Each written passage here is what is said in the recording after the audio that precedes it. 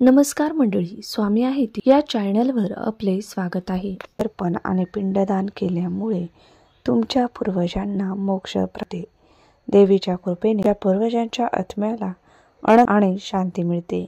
अमावस्येच्या दिवशी पवित्र नदीमध्ये स्नान केल्यामुळे, दान केल्यामुळे तुमच्या या दिवशी आपल्याला भगवान विष्णूंची पूजा करायची आहे. अमावस्येच्या दिवशी तर्पण आणि पिंडदान केल्यामुळे तुमच्या पूर्वजांना मोक्ष प्राप्त होते. देवीच्या कृपेने तुमच्या पूर्वजांच्या आत्म्याला आनंद आणि शांती मिळते. अमावस्येच्या दिवशी पवित्र नदीमध्ये स्नान केल्यामुळे, दान केल्यामुळे तुमच्या आयुष्यामध्ये अनेक चांगल्या गोष्टी घडू शकतात. अशा परिस्थितीमध्ये चला जाणून घेऊया फाल्गुन अमावस्येची तारीख. फाल्गुन अमावस्या 27 फेब्रुवारी रोजी साजरी केली जाईल. या दिवशी काही विशेष गोष्टी केल्यामुळे अडथळे कमी होण्यास मदत होते. तुमचे सर्व महत्त्वाची कामं पूर्ण होतात. या दिवशी श्रद्धेनुसार मंदिरात किंवा गरिबांना अन्न, पैसे, कपडे दान करा.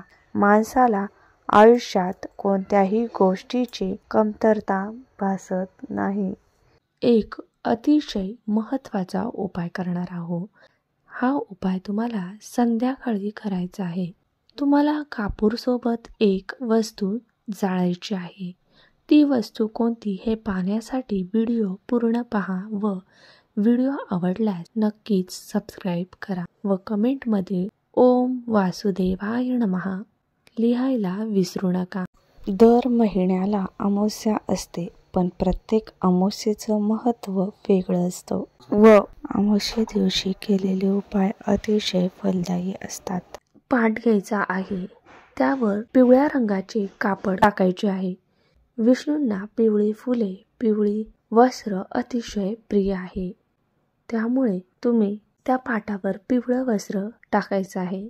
त्यानंतर भगवान विष्णूंना पंचामृताने, तुमच्याकडे जर भगवान विष्णूंचा फोटो असेल, मूर्ती असेल, जे काही असेल तर तुम्ही मूर्तीला पंचामृताने स्नान घालायचे आहे. त्यांना वस्त्र घालायचं आहे. तसेच पिवळी फुलं अर्पण करायचे आहे. तिळक लावायचा आहे. धूप दीप लावून घ्यायचा आहे व त्यांच्या प्रसादासाठी तुम्हाला पिवळी केळी हा नैवेद्य ठेवायचा आहे. तिथे बसून तुम्हाला विष्णू सहस्रनाम बोलायचे आहे व 108 वेळा ओम नमो भगवते वासुदेवाय नमः या मंत्राचा जप करायचा आहे. पहा, ज्या घरामध्ये भगवान विष्णूंची पूजा केली जाते त्या घरामध्ये माता लक्ष्मी आकर्षित होते. माता लक्ष्मी आपल्यावर प्रसन्न होऊन माता लक्ष्मीचा व भगवान विष्णूंचा आशीर्वाद आपल्यावर सतत राहत व आपल्या घरातील कटकटी, पितृदोष, नजरबाधा दूर होते. तर संध्याकाळी तुम्हाला अजून एक हा उपाय करायचा आहे. तर तुम्हाला एक मातीची पंती किंवा मातीचं भांड घ्यायचं आहे. पहा, मातीची जी वस्तू असते ती पंचतत्वापासून तयार झालेली असते. तिच्यामध्ये सकारात्मकता खूप जास्त प्रमाणात असते. म्हणून तुम्ही मातीची पंती किंवा भांड घ्यायचं आहे. तुमच्याकडे जर भीमसेनी कापूर असेल तर तो घ्यायचा आहे. जर भीमसेन कापूर नसेल तर तुम्ही तुमच्याकडे जो कोणता असेल तो कापूर घ्यायचा आहे. पहा, कापरामध्ये नकारात्मकता दूर करण्याची शक्ती असते. कापूरमध्ये देवी शक्ती असतात. कापूर जाळल्याने तुम्हाला पहा घरामध्ये एक सकारात्मक वातावरण तयार झालेलं वाटेल आणि ते जाणवेल सुद्धा. आता कापूर सोबत तुम्हाला 2 ते 3 वस्तू घ्यायच्या आहेत. पहा, त्या वस्तूंमध्ये तुमच्या घरातील नकारात्मकता शोषून घेण्याची प्रचंड शक्ती आहे. पहा, आपल्या घरामध्ये जोपर्यंत नकारात्मक शक्तींचा वावर आहे तोपर्यंत आपली कोणतीच प्रगती होणार नाही. यासाठी हा उपाय करणे अतिशय महत्त्वाचे मानले गेले आहे. पहा, तुम्हाला पिवळी मोहरी घ्यायची आहे. त्यानंतर तुम्हाला एक तमालपत्र घ्यायचं आहे, ज्याला आपण तेजपत्ता सुद्धा म्हणत असतो.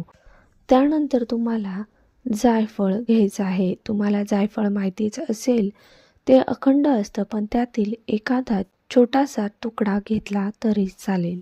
किंवा त्याची पावडर करून घेतली तरी चालेल, जेणेकरून ते पटकन जळेल. तर या सर्व वस्तू तुम्हाला त्या एका भांड्यामध्ये, ज्यामध्ये तुम्ही कापराच्या वड्या घेतलेल्या आहेत त्यामध्ये ठेवायच्या आहेत. व ते भांडं घेऊन तुम्हाला तुमच्या घरामधील फक्त टॉयलेट बाथरूम सोडून प्रत्येक भिंतींना, प्रत्येक कानाकोपऱ्यामध्ये टच करायचा आहे व मनात भावना ठेवायची आहे की माझ्या घरातील नकारात्मकता दूर झालेली आहे, माझ्या घराची खूप प्रगती होणार आहे, माझ्या पतीची, मुलांची खूप प्रगती होणार आहे, अशी भावना मनामध्ये ठेवायची आहे.